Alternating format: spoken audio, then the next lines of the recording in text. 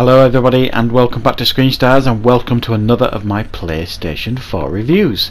Today's review is for Mutant Year Zero Road to Eden. Now this is a game that came out last year in 2019 and this is a game that I saw a couple of years ago, and I think I even did a trailer reaction on the channel about this game, and it looked quite an interesting game. It's my sort of game really. I like XCOM type games, strategy games, and I like the look of this game, the aesthetic of this game.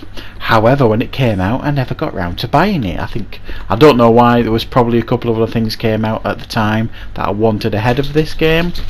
And I've seen it on sale a couple of times in the store, and I finally got round to buying it now in the most recent sale on the PlayStation 4 store. And what is this game about? Well, this game is set in the future and there are mutants, and the idea is there's this big ark where survivors live, and there are scavengers that kind of go out into the wilderness to scavenge for parts, scrap, weapon parts, treasure, equipment, bring it all back to the ark, and then they keep the ark going, if you like, with all the scrap that they find out in the wilderness.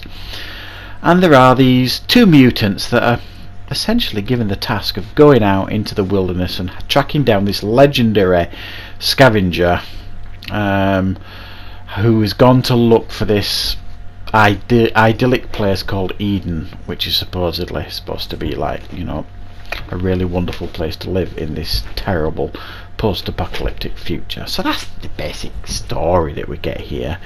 Now, what is the gameplay like? Well, as you can see, this is like a turn-based strategy game, very similar to XCOM. So if you like XCOM type strategy games, there is definitely things here that you are going to enjoy. Now, I recently reviewed on the channel that Narcos, Rise of the Cartels, which was terrible, to be honest. It was a really poorly done turn-based strategy game. This is one done right. All the things that you expect a game like this to do, it does, and it does them well. But it adds its own little elements into it to make it stand out as well, which I really liked. So essentially, in this game, you go from hub to hub, essentially treasure hunting and looking for parts to scavenge, weapon part, broken guns to scavenge, and treasure so that you can upgrade your equipment, like the armor that you wear and the helmets. And one really cool aspect of this game is everything that you scavenge and decide to put on the character they wear, whether it be a top hat, crash helmet, hockey pads, whatever it is, whatever you find out in the wilderness and put it on them, they actually wear on it. It looks really cool. And for me, the biggest plus, or one of the biggest pluses of this game, is the way it looks. It's really pleasing to the eye. They're not mind-blowing graphics here, but they're really nicely done, and the lighting's done perfectly, and the characters look really fantastic, I think. So it's got a really cool look about it, this game, and everything is pleasing to the eye. And what's really cool about it as well is these characters have no idea what happened, the past. So they'll come across things in the wilderness like I don't know, a children's playground. That used to obviously be a children's playground before the apocalypse, and they've no idea what it is, or a tape recorder or something, and they're trying to figure out what it might be, and some of the stuff that they come up with is quite funny, and the banter between the main characters is quite good and fun as well. You've always got something fun to listen to, but chief of which here, the gameplay, I think, is really good, actually far more challenging than you might imagine, even on the easiest level. Now, usually with strategy games I always start on the easiest level, especially if you can change it at any time, just to get used to the mechanics, just to get used to how the game works. And even starting off in the easiest level in this game, it's actually quite challenging, and the reason being is the enemies that you come up against aren't stupid. They will do things that you would expect enemies to do. If you don't plan your attack just right, one of the enemies will call for reinforcements. So you've got to plan and understand the enemies and understand who is who and who you need to target first. And I really like that about this game. It gives you the opportunity to set up your characters as well. You can split them up and strategically place them where you want on the map. You could put someone on higher ground, you could put someone over on that end, and you could put someone around the other side, so that they're all strategically placed for when you ambush or begin a battle. Now if you're clever and you set everybody up, that puts you in a real advantage, but if you're not clever and you get caught out, the other enemies will ambush you and they've got the upper hand, and you don't want that, because even on the easiest level, if they've got the upper hand, you're likely to lose that battle. So don't go into this thinking it's going to be a cakewalk, because it's actually quite a challenging game, which I certainly appreciated. I found it quite frustrating initially, but then it's so addictive and the gameplay is so rewarding, you want to keep going back and trying again, and then you learn how best to get through battles. Sometimes you might die 2 or 3 times, but you'll learn and you think, I know what to do and I know who to target first, and when you get it right, it's really rewarding, this game. Everything that you collect in this game, you can go back to the Ark and you can trade in for better weapons, better equipment, better skill sets.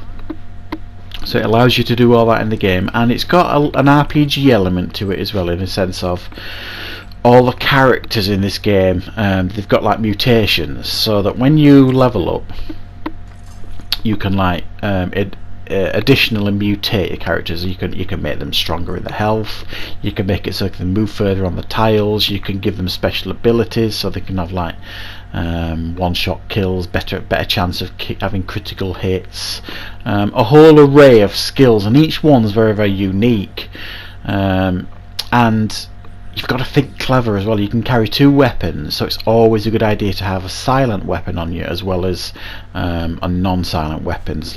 So it's best to have a silenced pistol or a crossbow on each of the characters, as well as a more powerful shotgun or rifle or something like that. Because if you want to sneak past characters and take them out silently, you are going to need these silenced weapons, and I learnt that at my expense early in the game.